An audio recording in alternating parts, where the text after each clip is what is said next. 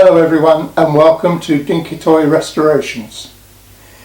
In this video I'm going to restore another Dinky super toy. This time it's the Blaw Knox Bulldozer, and for my researches I looked back at the Meccano magazines, which are all online still, and I found the original advertisement for this, which appeared in the January 1949 edition. And you'll be interested to know that the price new at that time was 11 shillings and sixpence in old money, which in new money is about 55p, I think. So that's it. This is pretty beaten up. I think the first thing to do is to strip it down. Normally that's just 2 or 3 rivets, but there is a little bit more involved in this, in taking it apart. So let's make a start on this. So here are the 3 rivets. So this looks fairly straightforward actually. I'll use my 4.5mm drill to drill these out in the normal way.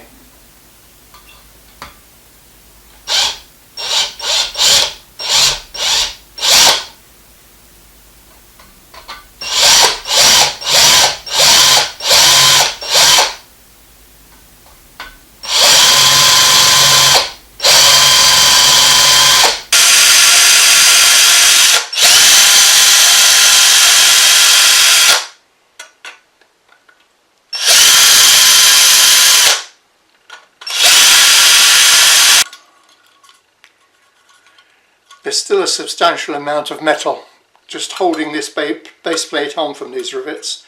I don't want to drill down any deeper, so I'm going to switch to the Dremel and just grind off the tops here of these rivets.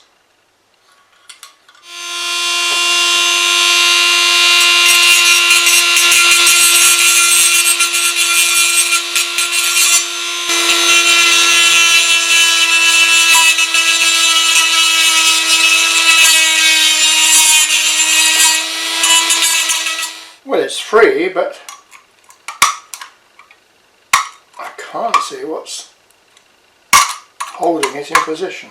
Ah, the base plate is held just there and just there. So this must come up and pull back.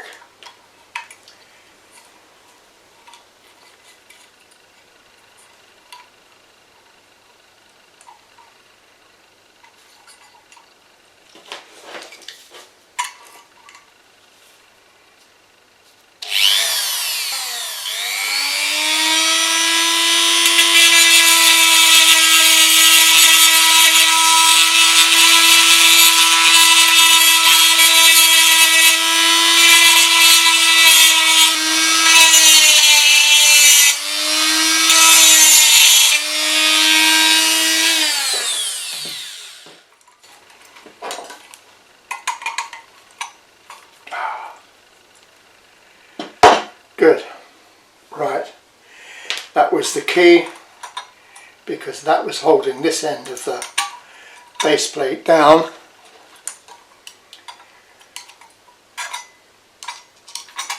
Now all I've got to do is just put something under there.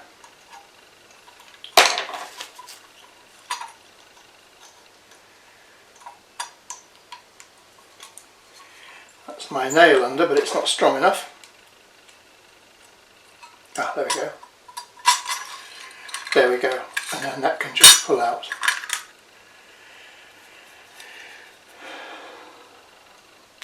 Phew. That was a struggle.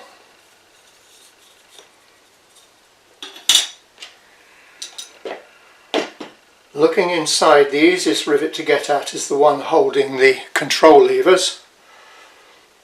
So I'm going to, using the 4.5mm drill, just take the top off that.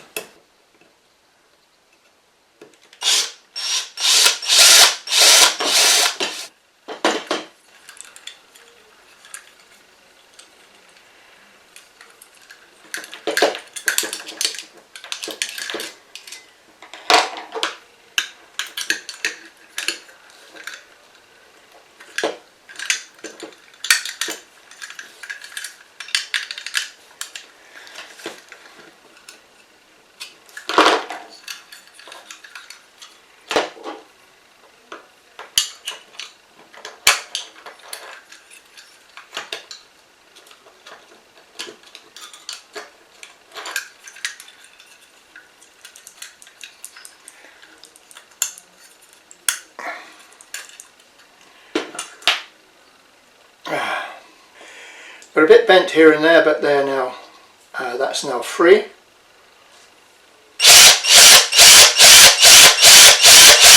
I should be able to prise him up, I think. Yeah, there we go.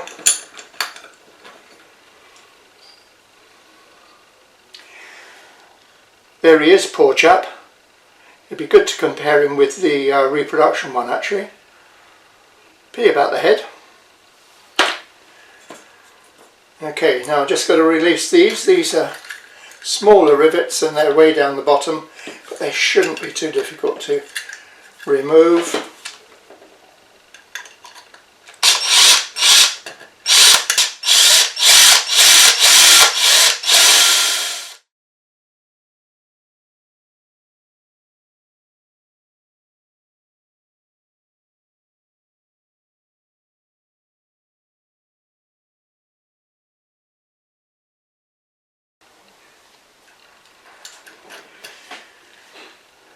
Before I take these side frames off, I'm going to try and bend that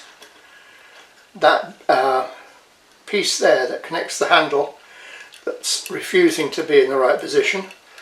I'm sure that should just be flat, so I'm just going to try squeezing that gently with the pliers too.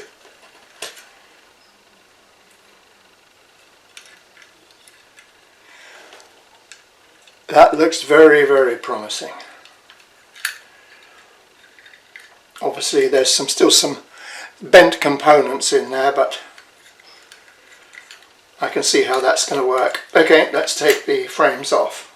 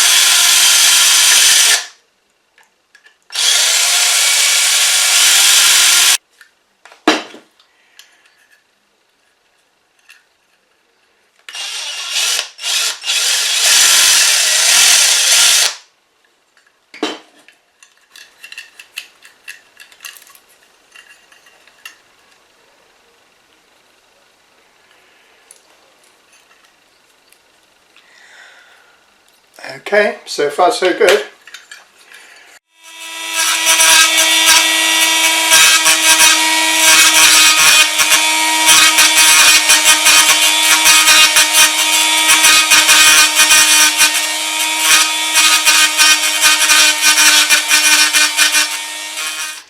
After a little bit of a struggle, I have stripped down as far as I'm prepared to go with all these components, and they are all, including a base plate this time, they're all going into the paint stripper. This has been really good actually, but I am going to change, as I've said before. So I think after this strip down, I'm going to change now to the caustic soda. Anyway, let's push our luck just one more time. This is quite a chunky object to place in here. I haven't got any more paint stripper, so I'm going to have to do this with perhaps 2 or 3 sort of turnarounds to make sure everything is evenly coated. So there are the 2 main parts, the body and the blade. This is the base plate, and the 2 side pieces there that take the hydraulics for lifting the blade.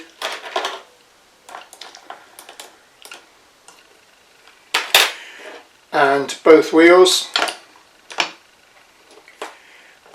and axles, and finally those small bits. I've decided to put the last little bits in a tea strainer here so that I don't forget one in the murk in there and accidentally throw it away.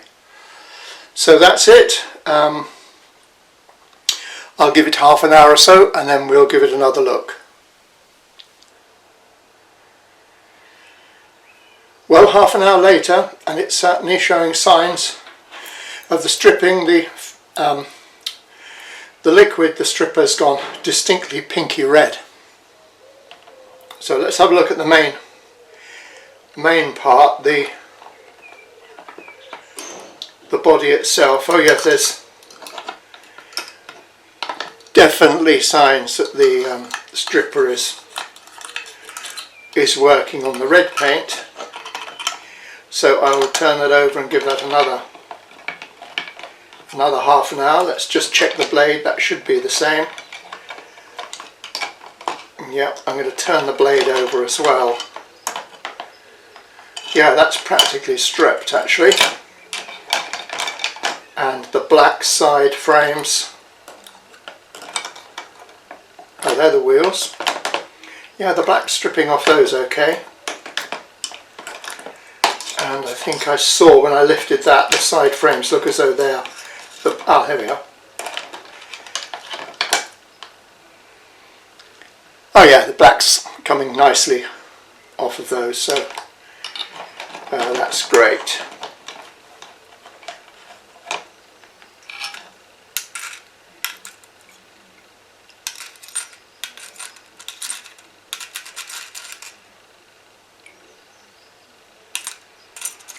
Okay, I'll leave those in as well. I don't think it'll hurt to leave everything in for another half hour or so. Time to check again, nearly an hour has passed. So I think I'm going to have to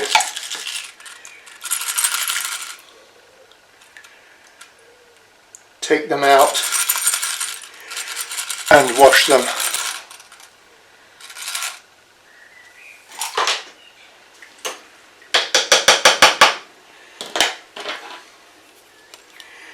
And then they can be cleaned up.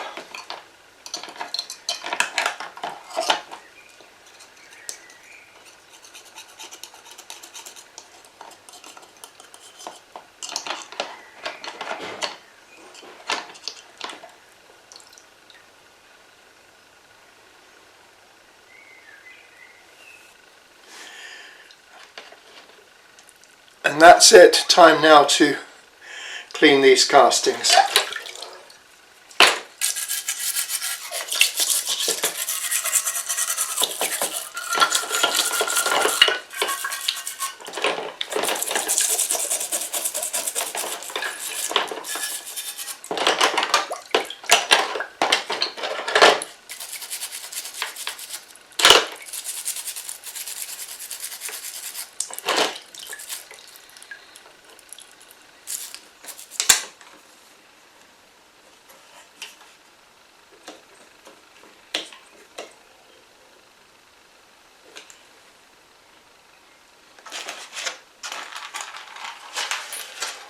With all the castings now stripped, I'm ready to just polish them up with my abrasive wheel.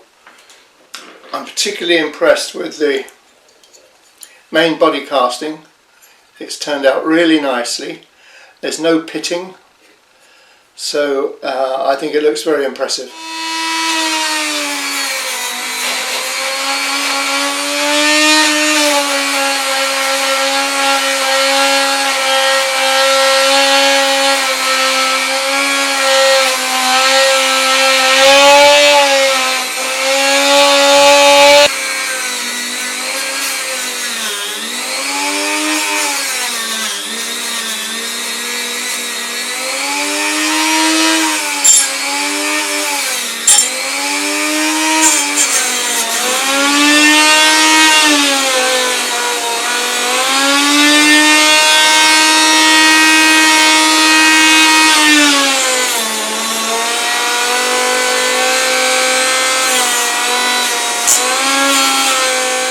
All the components are now cleaned and polished.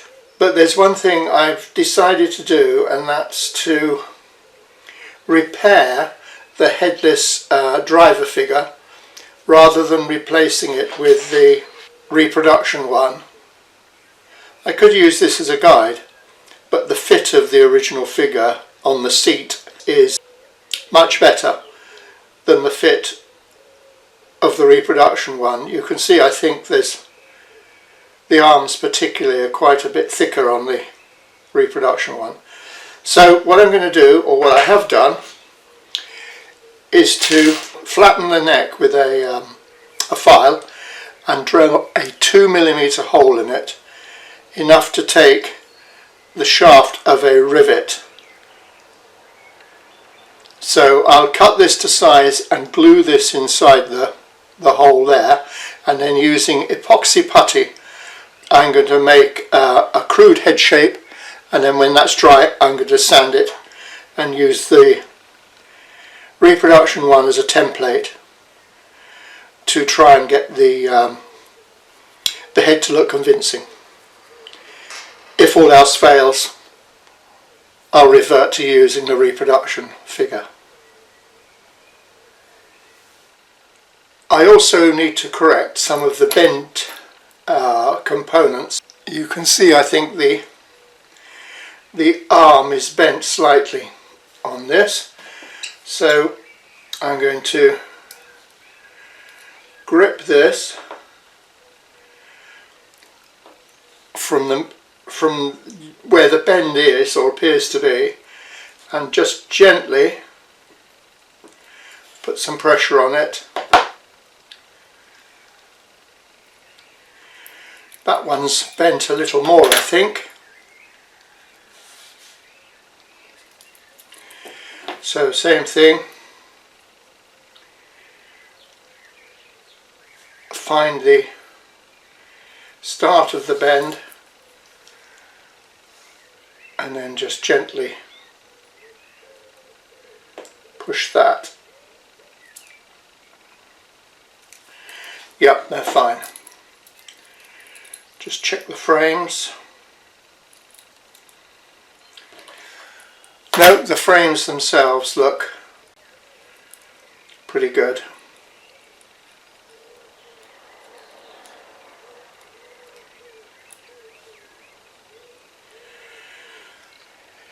And the mechanism works quite well. If I put a little pressure on that, that's in locked position. Blade down, blade up and locked.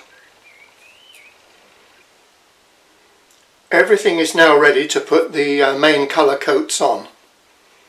Overall the body and blade is red colour, but the rest is black, like the wheels and the exhausts and the side frames.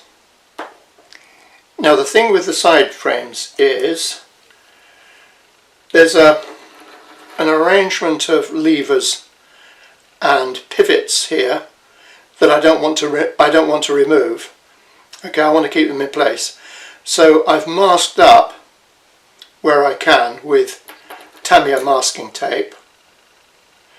Okay, but the heads of the rivets are not so easy to mask.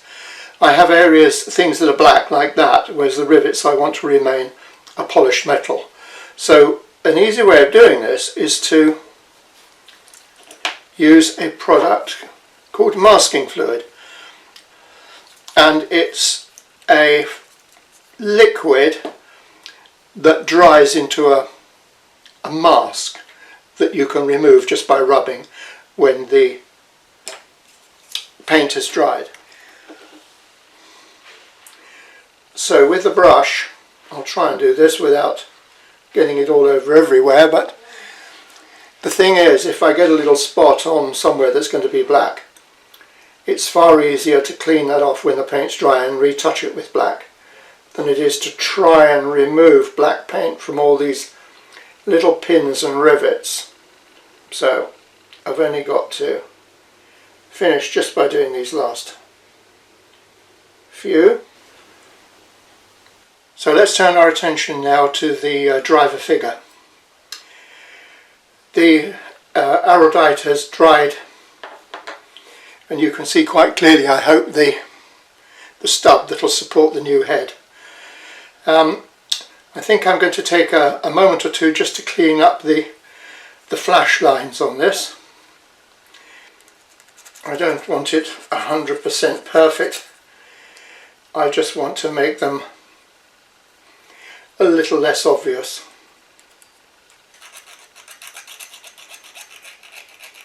And now to make the head itself. For this I'm going to be using a product called Milliput, and it's an epoxy putty. So it comes not with two liquids but with two solids, rather like plasticine, that you mix together. And then as soon as you do, it behaves like any epoxy resin or adhesive.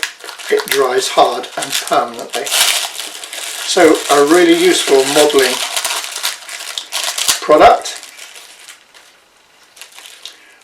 So I don't need much. For this I'm going to take a small pinch from that one.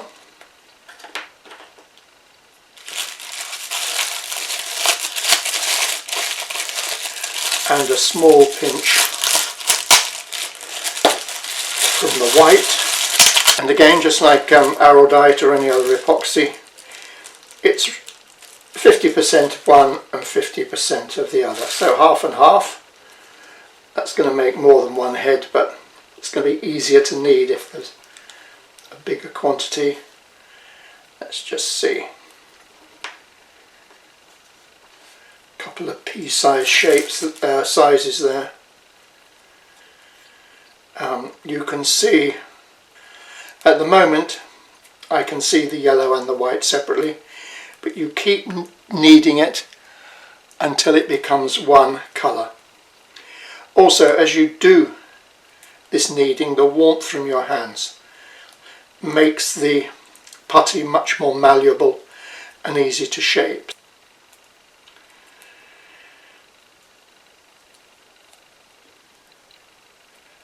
Right, when you think it's enough, I'm going to take a small amount of this, although I do want it to be slightly oversized.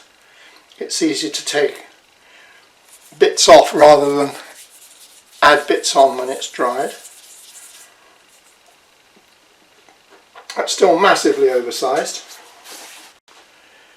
so I'll halve that. That's getting nearer to the size. So what I'm going to do is to put that on the driver figure, just pushing it over that metal rivet shank.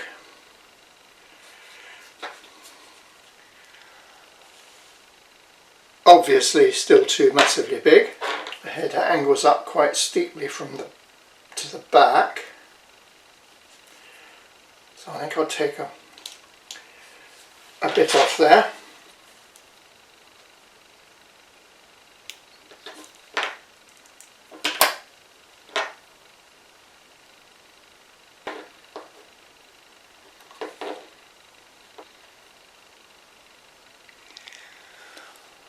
Still too big, but I think I'll leave that to dry and come back to this tomorrow.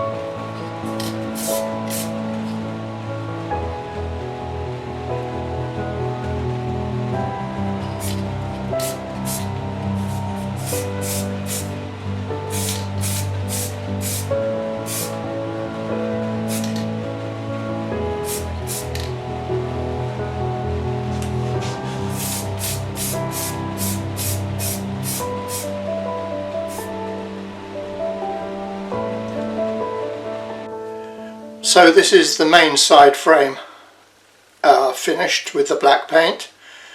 As you can see, the masking has been removed and the masking fluid has been removed from the tops of the pins. I've still got the masking on the left hand side frame, so I'll pull back the Tamiya tape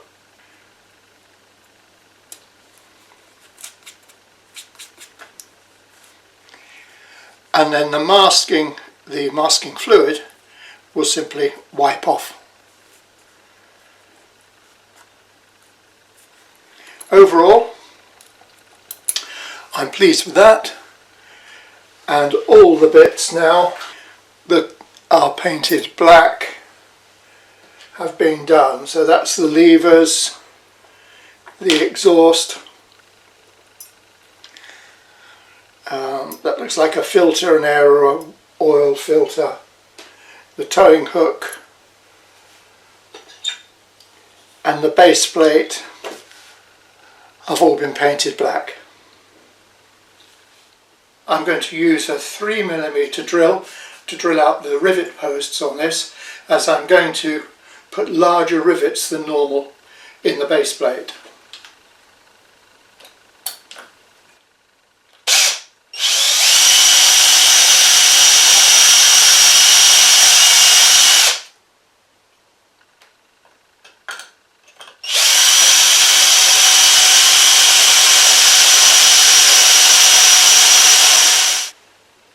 Now for the main colour red, which is from the Steve Flowers range, and it's number 3, Crimson Red.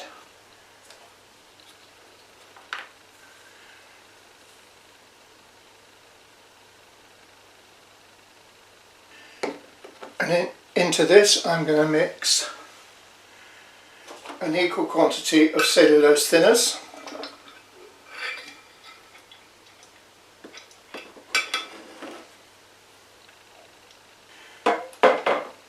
and give that a thorough mix.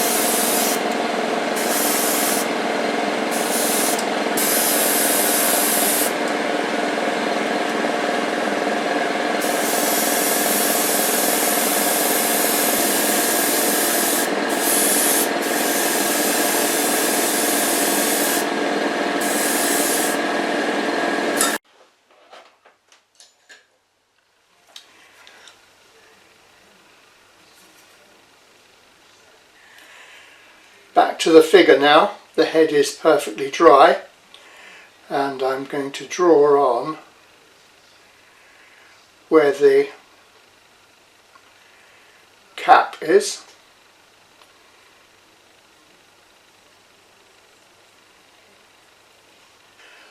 And then I'm going to file the head back along that line to form the ridge where the cap fits over the head.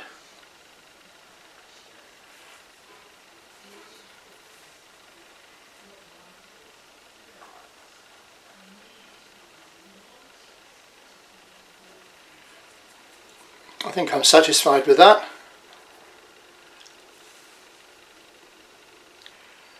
So it's time, I think, for some primer and then some paint to finish him off.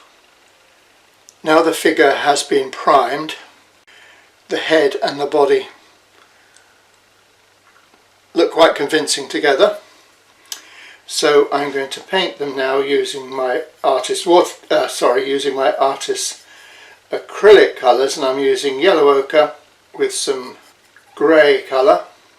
They were quite crudely painted, so I'm not going to attempt to do anything other than reproduce the colours as closely as I can. Actually, the first coat of paint on the driver was too dark, so now I've mixed a little white and a little bit more yellow ochre into the mix and made it a little lighter. Anyway, I'm a lot happier with this colour.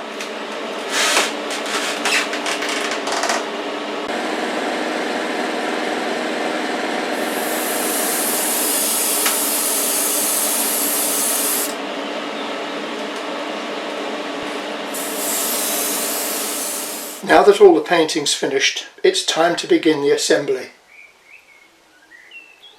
And I'm going to start with the side frames, and these are drilled through and took a proper rivet, an actual rivet, and I'm going to replace them with these 2.4mm rivets. That will secure them nicely on the other side. So there's a special tool for this.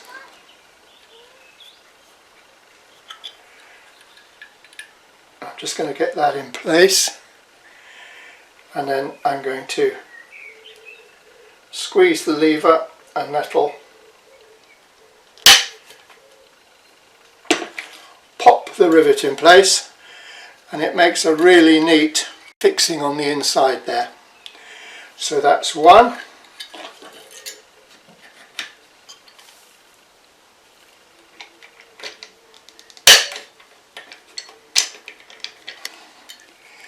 Really neat, I think.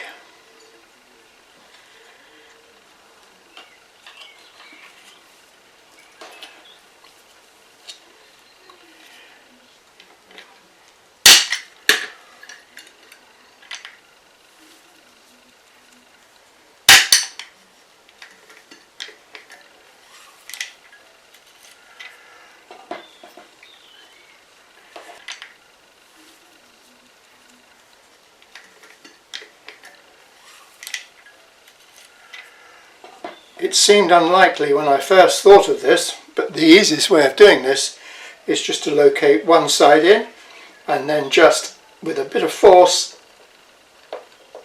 push the other into place, and that's done. The first thing to replace are the levers, so I will put some araldite on the plate there, and this can be positioned through 4 slots in the floor well in front of the seat.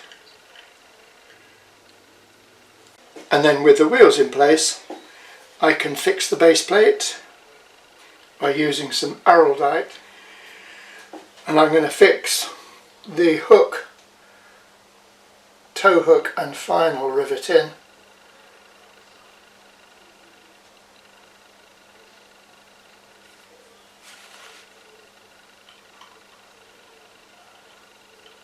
And then I'll leave that to dry. You can see I fitted the new tracks.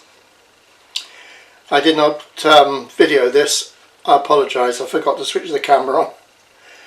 But basically you have to put the tracks on before you put the blade on. So I had to ease the blade off, and then it was easy enough to fit the tracks over the frames. So luckily I didn't have to remove the frames. So now that the tracks are in and the blade is back, I can finish the assembly. I will use some more glue to fit the exhaust, and the filter will go in there, and I can do that from the top. One final job is to connect the blade to the arms on the frames, and for that there's two little connectors. It's a case of threading each one through this attachment on the blade,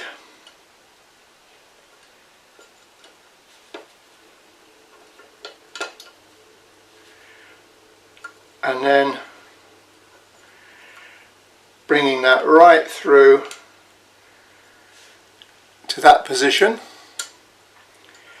and then making sure the hydraulic rod is connected into the piston there.